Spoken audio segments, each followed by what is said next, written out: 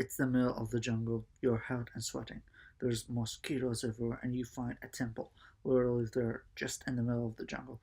I'm not describing a scene from Indiana Jones. No, it's Vietnam, and Henry Moreau just rediscovered the former Khmer capital. Welcome back to Vietnam Year by Year. In the first prelude, we cover up to the 1860s and understood the historical context in which the Vietnamese think, how they fought off many of their regional rivals, and how they and their complicated relationship with China. In this special, we will have a more in-depth look at Vietnam from the late 19th century to World War II. This video is more in-depth, right, picking things up where we left off. It's 1867. America is in the middle of a civil war. Britain is in splendid isolation. China is going downhill, and in Southeast Asia, the French Empire is slowly expanding its influence across the region.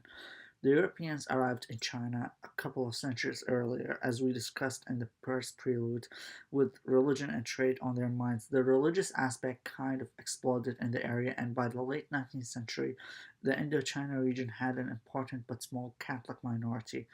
Now, Vietnam was by this time like China in that it was a power whose time had passed, but they were still a proud people. The Vietnamese emperor didn't like the foreign influence, but there wasn't much they could really do since European technology was light years ahead. In 1858, like in the Opium Wars that were happening in China, the Vietnamese had to give up territory to the French. First, just a few provinces, but then more and more. By the turn of the century, the French were the dominant power in the region, although rebellions were still common. Fundamental changes had occurred to the country as it was rich in agriculture, rice, and other resources. The French designated it as an exploitative colony, which, as you guessed it, meant they were all in. Now, it wasn't until after World War One that they really focused on the economy, but in a nutshell, the region was developed, and you could find French architecture in many cities across the area. Also, railways were developed in order to better connect the region. Tourism was even prevalent in the region, with Phnom Penh, capital of modern day Cambodia, becoming a major tourist hotspot in the 1920s. Indochina never really had a large French population, unlike Algeria, since it was an exploitative colony and because it was so far away.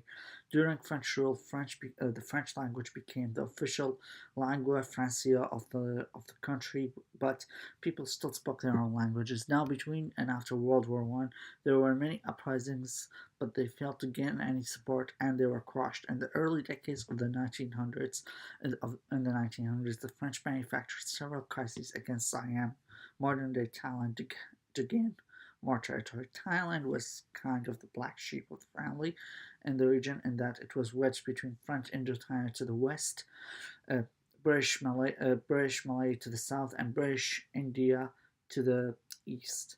Uh, so the guys around Thailand were pretty smart, so they were smart enough to not get conquered or eaten up by any of those European powers. Uh, the beginning of the 1930s saw the Yai Bai Mutiny, which in a nutshell was an attempted uprising by some colonial soldiers in a barracks. The whole thing lasted for just 24 hours. It was put down pretty quickly, and the guys responsible were all executed or arrested. The uprising was orchestrated by the VNIQBD, which was sort of a nationalist and socialist party that wanted an independent Vietnam. It was led by middle class and wealthy individuals. In the 1920s, these guys killed a bunch of French government officials. Now, you all heard of Ho Chi Minh, but that guy wasn't actually important to the story. In fact, in the early, like between being born and the 1930s, 1940s, which is where we're at right now, he was sort of hopping all over the map, developing his connections, and it's really in World War Two, where he really kind of became really important, and that is where we will leave you here. Thank you for tuning in, and stay tuned for the third prelude of the Vietnam War. Thanks.